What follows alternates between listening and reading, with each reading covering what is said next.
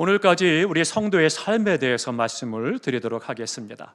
우리가 성도의 삶, 예수 그리스도 안에 구원받고 하나님의 자녀가 되었고 이제 성도로서의 삶을 살아가는데, 성도라면 어떻게 살아가야 되느냐, 그것을 계속 말씀을 드리고 있습니다. 우리가 성도라면 기도로 시작하고 기도로 진행을 하고 기도로 마감하는 기도의 삶을 살아야 됩니다. 뿐만 아니라 하나님 앞에 믿음으로 고백하며 믿음으로 살아가는 것이 성도의 삶입니다. 나아가서 우리의 삶에 하나님의 말씀에 대해서 내 생각과 다르고 내 뜻과 다르고 내 경험과 지식과 순리와 다르다 할지라도 하나님의 말씀에 순종하는 삶이 성도의 삶이다 말씀을 드렸습니다. 뿐만 아니라 어려운 일이 있을 때, 힘든 일이 있을 때, 환난과 고난을 겪을 때 찬송함을 통해서 하나님께 영광을 돌리는 삶, 그 삶이 바로 성도의 삶입니다. 그러면 오늘 다섯 번째로는요, 시련과 어려움이 왔을 때 우리 성도는 인내하는 삶을 살아야 합니다. 세상은 땅이 꺼졌다, 하늘이 무너졌다, 금방 망할 것처럼 울고 불고 난리가 날지 모르지만 우리 믿는 성도는 오히려 인내하는 삶을 사는 것이 성도라고 하는 것입니다. 사람이 살면서 크고 작은 시련을 누구나 다 겪기 마련이죠. 그러나 시련과 역경이나 고난은 사람이 살아있기 때문에 누구에게나 찾아오는 겁니다. 살아있지 않다라면 그에게는 시련도 없고 고난도 없고 역경도 없는 거죠. 그렇기 때문에 아무리 극심한 그러한 시련이라 할지라도 죽으면 끝이 나는 거예요. 그러니까 공동묘지 가면 어떻습니까? 조용하다 못해서 적막하죠. 그에게 시련은 없고 고난은 없는 거예요. 아픔도 괴로움도 없는 것이죠. 그러나 세상은 어때요? 늘 시끄러운 소리로 가득 차 있다라고 하는 겁니다. 언제나 울음소리, 싸움소리, 또 비명소리, 이런 모든 소리들로 시끌시끌하죠. 우리가 TV 매체라든가 여러 가지 SNS라든가 소식들을 접하는 것도 온통 다 시끄러운 그런 소리들이죠. 날마다 저에게 문자를 보내오시는 분이 계십니다. 근데 그분이 엊그제 보내온 내용이 보니까 이런 내용이 있었습니다. 한 스님이 속세를 떠나서 절에 들어가서, 그래서는 돌을 닦기 위해서 들어갔습니다. 그런데 절에 들어가도 여전히 절을 다니는 신도들이 왔다 갔다 하니까 시끄러운 거예요. 그래서 혼자 더 깊은 산속에 들어가야 되겠다. 그리고 더 깊은 산속에 들어가서 혼자 가부좌를 들고 열심히 돌을 닦고 있습니다. 너무 좋은 거예요. 그런데 어느 날 등산을 하던 한 여자분이 그 깊은 산속까지 들어온 거예요. 그러다 거기서 스님을 만나니까 스님께 물은 거예요. 스님, 왜 이 깊은 산중에 혼자 계십니까? 그렇게 물었습니다. 그랬더니 대답하기를, 속세가 너무 시끄러워서 내가 득도하려고 아무 소리도 들리지 않는 이 깊은 곳으로 들어왔노라고 이야기합니다. 그랬더니 그분이 그러세요? 그래가면서 툭 한마디 던지고 갔습니다. 뭐라고 했을까요? 산소리, 바람소리, 새소리는 시끄럽지 않나요? 그리고는 간 거예요. 그리고 나서 가만히 들어보니까 그 말이 맞는 거예요. 사람 소리가 시끄러워서 깊은 데로 들어갔는데 사실 깊은 산속에 들어가 보니까 바람 불 때마다 바람 소리가 시끄럽고 새들이 지저귀는 소리가 시끄럽고 그리고 여러 가지 것들이 시끄럽다라는 거죠. 이것은 내 마음에 달렸지 환경의 문제가 아니구나 깨닫고 내려왔다라는 거예요. 세상은 어디 가든지 시끄럽습니다. 요란하죠. 소란합니다. 그런데 중요한 것은 그것은 살아있기 때문이라는 거죠. 하지만 어떻습니까? 내가 살아있어서 이런저런 일을 겪기도 하고 소란스럽기도 하고 시끄럽기도 하고 어려움도 많고 고난도 많이 있지만, 그러나 어때요? 할 수 있으면 그 시련 없이 살았으면 좋겠다, 어려움이 없이 살았으면 좋겠다, 고난이 없이 살았으면 좋겠다라고 생각합니다. 그렇지만 이 땅에 사는 동안은 불가능한 겁니다. 이 땅에 사는 동안은 이 세상에 살면서 어려움과 시련과 고난이 없이 살아갈 수는 없는 것입니다. 그러나 그런 시련과 역경과 고난이 찾아왔다 할지라도 성도는 어떻게 해야 되느냐? 인내해야 된다라고 하는 겁니다. 우리는 욥을 통해서 많이 배우죠. 욥이 하루아침에 10자녀를 다 잃었습니다. 재산도 다 잃어버렸습니다. 그렇게 사랑한다던 아내도 저주를 하고 떠나갔습니다. 몸에는 악창이 나서 재에 앉아서 견딜 수 없는 가려움 가운데, 냄새 가운데 기와장으로 몸을 긁습니다. 정말로 말로 형용할 수 없는 그런 고통에 처해 있습니다. 친구들은 와서 정죄합니다. 너 뭔가 죄가 있어서 그렇지 그냥 그렇게 되겠어? 비난하고 조롱을 하듯이 적극 정죄합니다. 그런데 욥은 뭐라고 고백합니까? 1장 21절에 보니까 주신 분이 하나님이시고 주신 하나님께서 가져가시니 내가 할 말이 뭐가 있느냐 이야기합니다. 내가 오히려 하나님께서 나를 단련하신 뒤에는 내가 정금같이 나올 거야 믿음을 고백합니다. 얼마나 멋집니까? 그러는다 그가 하나님께 그 시련을 이긴 사람의 대표적인 인물로 우리에게 큰 위로를 주고 있죠. 그렇지만 고난이나 역경이나 시련은 결코 쉬운 것이 아니라는 거죠. 우리 부모님들이 자녀들이 자라서 특별히 이제 아들이 군대를 가면 어떻습니까? 아버지들은 다 동일한 이야기를 합니다. 야, 요즘 군대는 군대도 아니야. 우리 쪽에는 옛날에는 시작을 해가지고 군 이야기 쭉 합니다. 그러면 이제 어머니들은 싫어하죠. 왜 그런 얘기를 하느냐고. 그리고 아들이 군대 들어가면 그렇게 힘들어하고 울고 어려워합니다. 그런데요, 나라의 부름을 받아서 우리 아들이 군에 가서 나라를 위해서 봉사하고 섬긴다는 것은 굉장히 중요한 일입니다. 군에 가서 나라를 위해서 일하는데 거기에서 어떤 걸 해요? 훈련을 받잖아요.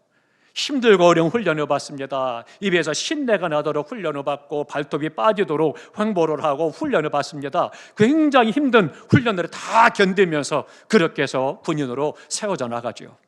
그런데 그런 것들이 단순히 그냥 인생을 허비하는 청년기에 아주 불꽃 같은 시간을 낭비하는 그런 때가 아니라 평생에 굉장한 힘이 되고 도움이 되는 시간이 군대 생활이라고 하는 거예요.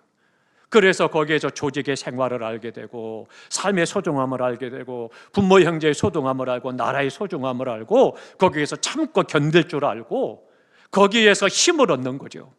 그러니 어때요? 인생을 살아가면서 군대 경험이라고 하는 것이 인생에 좋은 경험이 돼서 어려운 일이 있을 때 내가 군대에서 더 어려운 것도 이겼는데 그것도 참았는데 용기가 되는 거예요. 힘이 되는 거죠. 뿐만 아니라 어떻습니까? 평생에 좋은 이력이 되는 거죠. 그래서 남자들은 어때요? 죽을 때까지 군대 얘기를 한다잖아요. 그리고는 일생에 할 말이 많게 만드는 것이 군대 생활입니다. 남자들이 꼭 하는 말, 군대에서 축구한 얘기입니다. 그런데 여성들이 가장 싫어하는 말이 남편이 군대에서 축구했다는 얘기 가장 싫어한다고 그래요. 근데 평생의 남자들은 그런 말을 하게 되는 거죠. 그런데 그 생활을 통해서 많은 것들을 훈련하고 배움을 통해서 인생에 힘이 되는 거죠. 새우가 성장을 하려면 반드시 껍질을 벗어내는 과정이 있어야 된답니다. 그 과정을 거치지 않으면 새우가 성장하지 못한대요. 그런데 그때가 가장 위험한 때라고 합니다. 다른 것에 잡혀 먹히기가 딱 좋은 때가 그때라는 거예요. 그러니까 각질 껍질을 벗으니까 몸에서 냄새가 바로 나가게 되죠. 그래서 주변의 것들에게 삼키기 가장 좋은 그런 때가 된다는 거예요. 그렇다고 그 위험 때문에 껍질을 벗지 않는다면 그 새우는 성장할 수가 없다라고 하는 것입니다. 그러니까 새우가 성장하는 과정 중에 하나가 바로 위험하지만 그 껍질을 한번 벗어내야 되는 그런 시간이 꼭 있어야 된다라고 하는 거죠. 이스라엘 땅은 척박한 땅입니다. 석회석이 많아요. 그래서 비가 오지 않으면 그 땅이 딱딱하게 굳습니다. 그러니까 하나님께서 이른 비를 주셔야 농부들이 땅을 기경을 해서 씨를 뿌리게 됩니다. 그리고 싹이 나고 자라죠. 그러나 열매 맺기 전에는 하나님께서 또 늦은 비를 주셔야만 그래야만 그 싹이 나고 자란 것이 꽃이 피고 열매가 맺어서 수확할 수가 있다라고 하는 거예요. 그러니까 농부는 어때요? 내가 땀 흘려 노력해도 하나님께서 비를 주지 않으면 안 되시는구나 라고 하는 것을 깨닫고 하나님의 은혜를 기다리는 거예요. 그러니까 인내하면서 그들은 내 힘으로 안 된다는 것을 깨닫고 하나님 도와주십시오. 하나님의 은혜를 구하고 믿음으로 나아가는 거죠. 우리가 열심히 노력했지만 열매 맺는 것은 하나님의 은혜라고 하는 겁니다. 그러니까 내 힘으로 안 된다라고 하는 것, 하나님께서 해결해 주셔야 된다라고 하는 이 믿음을 가지고 기다리는 것이 바로 인내라고 하는 것입니다. 우리가 때로는 인내와 게으름을 혼돈해서는 안 됩니다. 하나님의 선물이라는 책에 보니까 이런 대목이 있었습니다. 높은 바위 위에 파도가 쳐가지고 그래서는 바다까지 한 마리가 바위에 떡하니 올라앉았습니다. 근데 얼마든지 기어서 내려갈 힘이 있어요. 그러니까 바닷속으로 들어갈 수 있는 거죠. 그런데 바닷가재는 그냥 있는 거예요. 그는 지각이 없었던 거죠. 그러니까 파도가 다 지쳐서 그래서 나를 물속으로 데리고 갈 길을 생각하고 그리고 아무것도 안 하고 그냥 바위 위에 그렇게 있는 거예요. 결국은 그렇게 되면 어떻게 되겠어요? 햇볕에 말라 죽을 수밖에 없는 거죠. 그런데 이 바닷가재는 그러고 있는 거예요. 그건 뭐냐? 인내가 아니라 게으름이라고 하는 겁니다. 옮겨서 기어서 바다로 들어갈 힘이 있음에도 불구하고 그냥 가만히 있어서 파도가 와가지고 그래서는 나를 데리고 가겠지, 그리고는 그냥 그렇게 있다라고 하는 겁니다. 우리 인생도 마찬가지입니다. 이 바닷가재처럼 고난과 환난과 시험이 우리를 그런 골짜기로 몰아가고 바위에 세워놨을 때 그때 우리가 어떠하느냐라고 하는 거죠. 비전도 없고 꿈도 없고 어떻게 뭘 해보려고 하지도 않고 아무런 생각도 없고 노력도 없고 수고도 하지 않고 그냥 가만히 있어서 해결되겠지. 그것은 게으름이라고 하는 거예요. 인내가 결코 아니라고 하는 것입니다. 그렇기 때문에 게으름은 아무것도 하지 않고 아무것도 기대하지 않고 스스로를 아무것도 아닌 존재로 만들어가는 겁니다. 그러나 인내는 뭐예요? 소망을 가지고 하나님을 바라보는 것이 바로 인내라고 하는 것입니다. 그렇기 때문에 우리의 삶 속에서 인내의 최고봉은 바로 예수 그리스도이십니다. 우리 주님은 어떠셔요? 능력이 있습니다. 전능하고 힘이 있으십니다. 말씀 한마디면 천군 천사를 동원해서 로마 병정을 다 쓸어버릴 수가 있고 그렇게 미워하고 시기하고 틈만 나면 죽이려고 하는 유대인들 다 몰아낼 수 있습니다. 얼마든지 십자가를 지지 않을 수 있어요. 그러나 우리 주님은 하나님의 영광을 위해서 하나님께서 말씀하신 사명을 위해서 오늘 인내하시는 거예요. 피조물인 당신이 만든 그 피조물들에게 무시를 당하고 업심여김을 당하고 침뱉음을 당하고 뺨매짐을 당하면서도 십자가에서 털 깎는 자 벼린 양과 같이 묵묵히 십자가를 지고 피 흘려 죽으신 거예요. 그렇게 인내함으로 죽으셨을 때 어떻게 됐어요? 다시 살아나는 부활의 영광을 얻게 되고 하나님의 보좌 우편의 영광 중에 앉아 계셨다가 이제는 만주의 주로 세상을 심판하러 다시 오시게 되는 거죠. 그렇기 때문에 그 주님이 인내함으로 말미암아 십자가에 죽으셔서 그래서는 우리를 죄에서 구속하셔서 사명을 다 감당하시고 영광스러운 보좌에 앉으셨던 것입니다. 사랑하는 성도 여러분, 말 못한 아픔과 고난과 견디기 힘든 시련과 역경이 있습니까? 참고 이기면 오히려 그것이 복이 된다는 것을 믿으시기 바랍니다. 그러니 욥이 뭐라고 고백합니까? 이전에는 내가 주님을 귀로만 들었는데 하나님에 대해서 이렇다 저렇다 말은 많이 들었지만 이 고난을 겪어보니 내가 하나님을 대면하여 보았노라. 그렇게 고백하죠. 오히려 고난과 환난과 시험 가운데 내가 하나님께 소망을 두고 인내할 때, 참고 견딜 때 하나님을 만나게 되는 것이고 하나님께서 또한 3절부터 5절까지 약속하신 말씀을 우리가 삶에서 경험하고 누리며 살아갈 수가 있는 것입니다. 사랑하는 성도 여러분, 다윗은 어땠습니까? 사울왕이 죽이려고 하고 틈만 나면 모욕을 하고 어렵게 하죠. 그리고 아들이 반란 일으키죠. 그러나 그가 어때요? 참고 기다립니다. 얼마든지 사울을 물리칠 수 있고 왕좌에 자기 스스로가 올라갈 수 있는 사람이지만 그렇지 않았습니다. 하나님께서 허락하실 때까지 기다렸어요. 인내했다는 거죠. 그렇기 때문에 10대에 기름 부으심을 받고 38살이 돼서야 왕국의 왕으로 하나님께서 세우실 때 왕위에 올랐던 거죠. 우리가 인내할 때, 참고 견딜 때 영광을 얻게 되고 우리가 참고 인내함으로 이길 때 하나님께서는 우리에게 상급으로 갚아주시고 3절 5절에 말씀하기로는 축복을 허락해 주시는 것입니다. 우리가 이 고난과 역경과 시련 속에서도 믿음으로 인내하는 삶을 살아가시기를 주님의 이름으로 축원합니다.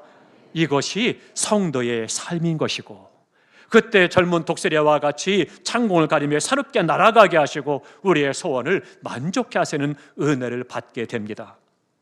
마지막 또 하나는요, 성도의 삶은 사랑하며 사는 삶이 성도의 삶이라고 하는 것입니다.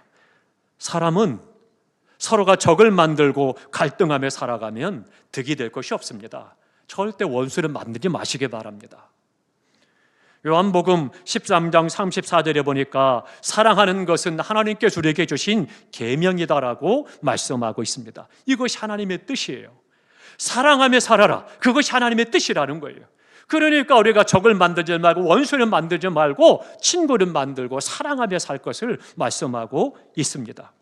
사랑은 이 세상을 살아가는 데 있어서 가장 소중한 정신적인 가치입니다. 사랑은 무한한 잠재력을 가지고 있습니다. 그렇기 때문에 사람들이 추구하고 살아가야 될 중요한 정신적인 지표가 바로 사랑이라고 하는 것입니다. 사랑에는요, 신비한 힘이 있고 신비한 능력을 갖고 있습니다. 그래서 사랑을 하게 되면, 사랑에 빠지게 되면 그 사람의 삶의 태도가 달라지게 되어 있습니다.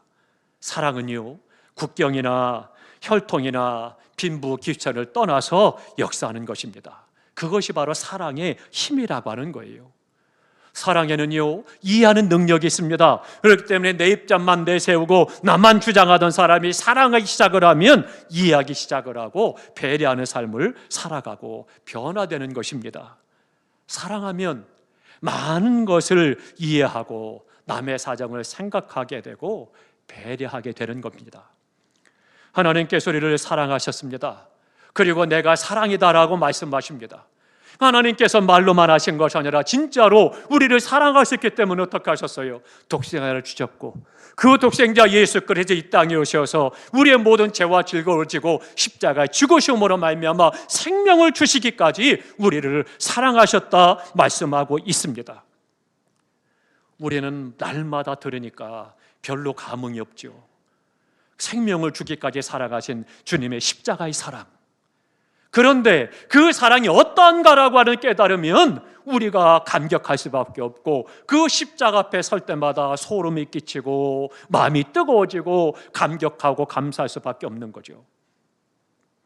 하나님의 말씀에 거역하고 불순종하고 죄 가운데 내 마음대로 살아가고 어디 하나 예쁜 구석이 없지만, 그러나 사랑 때문에 생명을 주시기 위해서 이 땅에 오셨고 십자가에 죽으셨고 결국은 우리에게 새 생명을 허락하셨습니다. 우리가 바로 그 사랑을 받았고 우리에게 그렇게 사랑할 것을 요구하고 있는 것입니다.